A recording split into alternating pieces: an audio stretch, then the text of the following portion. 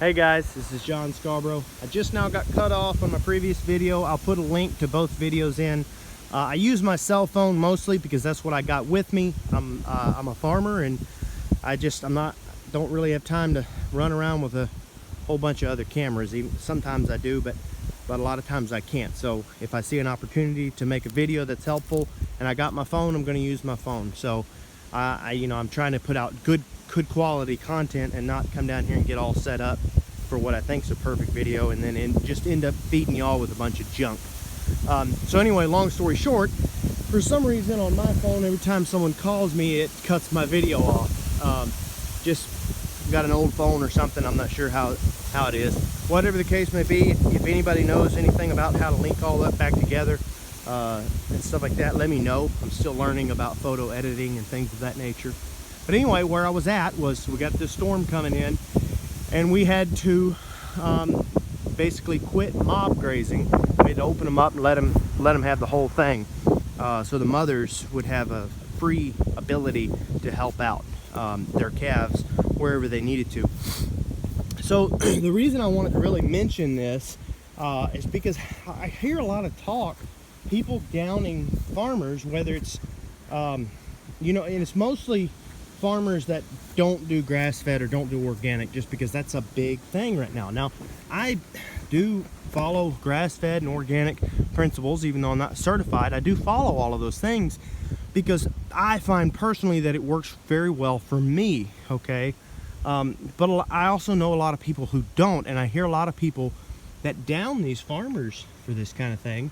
And I think perhaps there's a lot of misconception with a lot of that, because a lot of people don't realize how difficult it can be being a farmer. As a farmer, no matter what you're doing as a farmer, no matter what style of farming you do, or whether you raise animals or whether you raise corn or soy or whatever you raise, all of those things can be very unpredictable because of the weather. And weather and soil and everything else. We battle things that no one else battle. We battle things that there's truly no way to predict. And even though we start getting technology of ways to predict it somewhat, we can't truly predict every single thing. Like, for instance, this storm we didn't know it was coming until a couple hours ago. Okay, well, that's great that we do know that it's coming, but we also have no real way of knowing how high the water's going to get. We don't know that. We really, truly don't have any way of predicting that. So we don't know if this storm is going to mean that we could actually get away with continuing to mob graze. We don't know if it's going to get so bad that we actually have to come back out here in the middle of the storm and move them from this pasture. Those are things that you truly cannot hardly predict. So there's a lot of things on farmers that farmers have to use their own intuition, and there's going to be a lot of mistakes made, and it's not even their fault. And that's why I really shouldn't even use mistakes. There's going to be things that's going to happen due to circumstances that they can't handle. I mean, that they can't control and they can't help. And it doesn't matter where you live. You still live on planet Earth. So all those things are unpredictable. So I guess for this video, I just wanted to say, don't be so hard on your local farmers. They're all human. They've been fed stuff by scientists and everything else for so long. Some of it's good, some of it's bad. A lot of it's studies based on trying to help one particular agenda. Well, a farmer a lot of times doesn't know the difference between one study and another study. They're just fed a lot of stuff, whether it's good stuff or bad stuff, and all they know to do is to live on their own intuition a lot of times. So, don't be so hard on them just to say that you agree with grass-fed or organic or things like that. You're being hard on these farmers that aren't that way.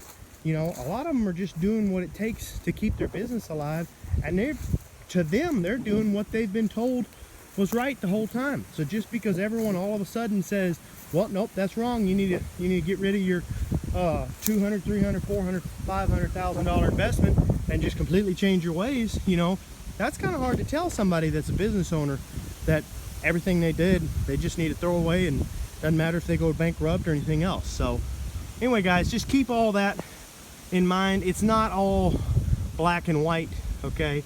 There's a lot of gray, and there's a lot of gray area, really. I mean, it is what it is. You know, I'm very fortunate to be the way I am, and I have certain principles that I go by as far as trying to keep my business afloat, okay, and trying to remain honest. But you know, things are unpredictable. It's hard out there, okay?